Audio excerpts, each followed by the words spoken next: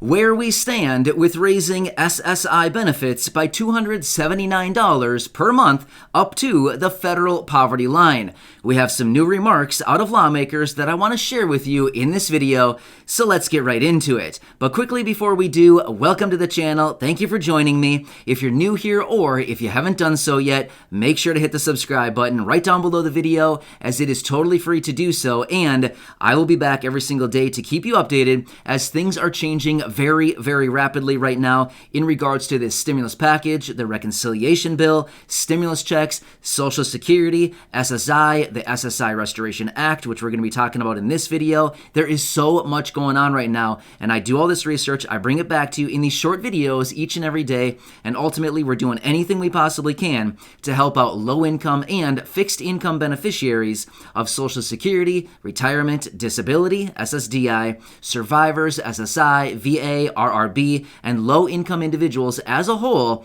to help all of you out during this time. So, if you like the sound of that, make sure to hit the subscribe button right down below the video, and I'll be back for you every single day to continue to help you out in any way that I can. Thank you. I really appreciate you. Let's talk through this.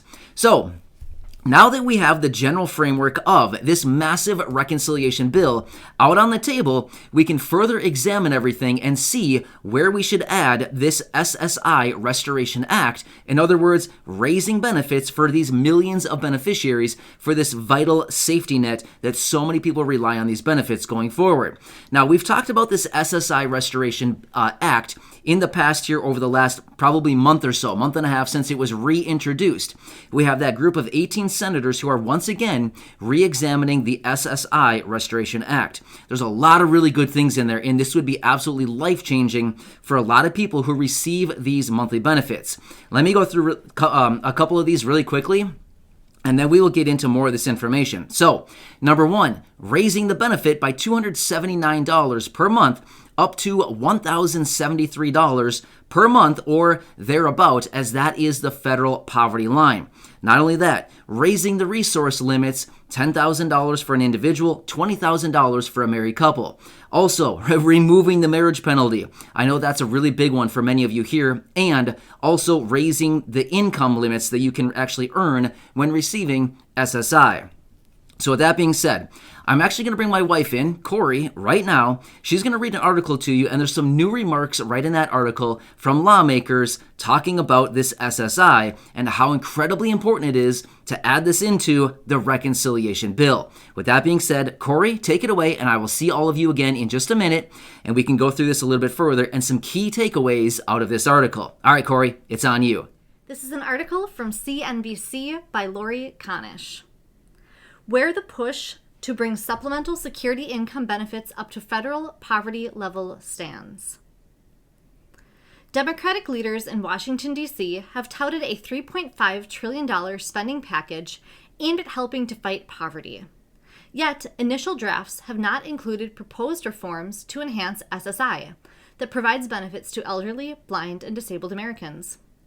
Still, advocates have not given up hope that the changes will make it into the package as part of ongoing negotiations.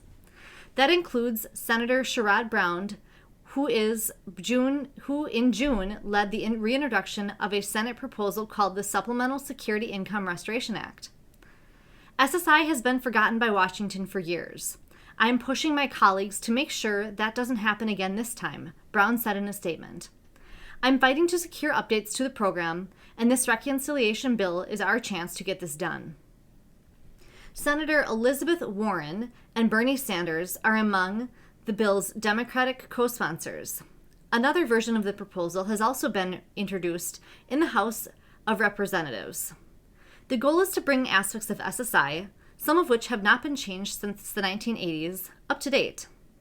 In 2021, the maximum monthly SSI benefit is $794 per individual and $1,191 per married couple, where both individuals qualify for the program.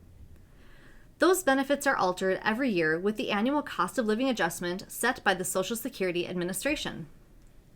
Still, those maximum benefit amounts are below the federal poverty level. The Senate bill calls for raising monthly benefits to 100% of the federal poverty level, which would result in a 31% increase, and indexing them to inflation. In addition, it also calls for updating rules that have been in place for decades. Today, individuals can only have $2,000 in assets in order to qualify for the program, while married couples can have up to $3,000. Those thresholds have not been updated since 1989. The Senate bill calls for updating those caps to $10,000 for individuals and $20,000 for couples. The bill also seeks to update SSI's income rules, which have never been changed since the program was created in 1972. Currently, for every $2 someone earns over $65, they lose $1 in SSI benefits. The people who receive SSI essentially get a 50% tax on their income above $65. The Senate proposal would raise those income thresholds so individuals will be able to earn up to $399 per month through work and take in up to $123 per month through other government benefits or pension income without having their SSI checks reduced. SSI beneficiaries would no longer be penalized for working or receiving gifts from family and friends. Moreover, married couples who are both on SSI would no longer take a benefit cut. About 8 million disabled and elderly Americans currently receive SSI benefits, including more than 1 million disabled children.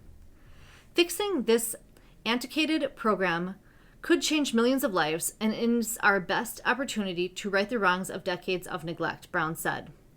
The changes would come with higher costs due to the fact that the bill would not only increase payments to existing beneficiaries, but also make it so more people qualify for benefits, according to an analysis of the proposal done by the Social Security Administration Chief Actuary Stephen Goss. In total, it would result in an increase of about $510 billion in SSI payments from 2022 through 2030, Goss estimated. The amount of money it would take to just take these people out of poverty is very small as a share of the economy, said Karen E. Smith, a senior fellow at the Urban Institute. The results would be substantial improvements in well-being for a group of people who do not expect to work and support themselves, she said. Democrats see an opening to get the changes passed through reconciliation, which would require a simple majority vote in the Senate. Notably, while SSI can be changed in that process, Title II programs like Social Security retirement, survivors, and disability benefits cannot due to restriction known as the Byrd Rule. Notably, no Republicans have co-sponsored either the House or Senate versions of the bill. Still, advocates emphasize this is not a partisan fight. This is not a Democratic or Republican issue, but something that could benefit millions of Americans in every state and from every party, Cloyd said. Though SSI was not initially named in the budget resolution proposal that was unveiled this week, there is a coalition of hundreds of disability and seniors groups continuing to fight for the change, in addition to a group of congressional Democrats, noted by Rebecca Valles, a senior fellow at the Century Foundation. The only thing that would be more shameful than how long Congress has already forgotten about SSI would be to leave it behind yet again, when a rounding error in the reconciliation bill would change millions of disabled people's and seniors' lives, Valles said. All right, so there it is. As you can see, a lot of the information that was discussed in this article was information that I already talked about earlier in this video, so we don't need to go down that road again. However, let's talk about a couple key takeaways out of this article that we haven't mentioned yet that I do think are very, very important. Number one, Representative Brown was the person that was mentioned in this article. Now, they said, SSI has been forgotten about for years in Washington, and it is now time for it to be added into the reconciliation bill. So not only are these people in the House of Representatives and the Senate going to be working on getting this SSI restoration into the reconciliation bill, which will ultimately be a huge, huge impact for literally millions of SSI beneficiaries. I mean, this is actually a really good thing. Next, another key takeaway. I thought this was really interesting, but let's just talk about this for a second. They want to raise the benefit by $279 per month, which would be from $794 right now up to the federal poverty line, which would be $1,073 per month. Now, that is a 31% raise. That's what they said right there in the article. That's massive. I mean, seriously, 31% raise is really, really nice. But let's be honest. It should be about a lot more than that, right? I mean, it should be like a couple 100%. I mean, let's just be real. It should be way more than that. But at the end of the day, 31% is actually a pretty nice raise, considering a lot of times the COLA raises are like 1%. I mean, for 2021, it was 1.3%. Well, it's kind of hard to get ahead with a 1.3% raise. I mean, that's nothing, seriously. But a 31% raise, I mean, now we're cooking, right? Yeah, that is a lot better. But I do get it. It should be a lot more than that.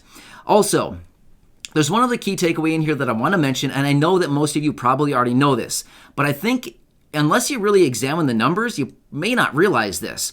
But they said there at the end of the article, they said for any income that somebody receives who's receiving SSI, any income over $65 per month is reduced by $1 for every $2 that is earned. So let's just say, for example, you earn $70. So you earn $5 over the limit. $65, you earn $70, so you're $5 over the limit. For every $2 that you earn over the limit, they're going to reduce your SSI by $1, essentially like a 50% reduction. That's huge. I mean, seriously, a $65 income, that's all they allow people to have? I don't know. Something with that seems very, very wrong to me. I mean, $65 does not go very far anymore these days. I mean, seriously, let's be real. I mean, $65 is maybe 2 tanks of gas. I mean, seriously. Actually, my wife and I, Corey and I, we just went to the gas station. It was $37. And we have like a small car. I mean, seriously, it's not that big. I mean, $37? I mean, that's just like nuts. Seriously? To fill up a tank that wasn't even empty? Wow. I mean, I couldn't believe it. I thought, wow. I mean, seriously, we used to do that for like $23.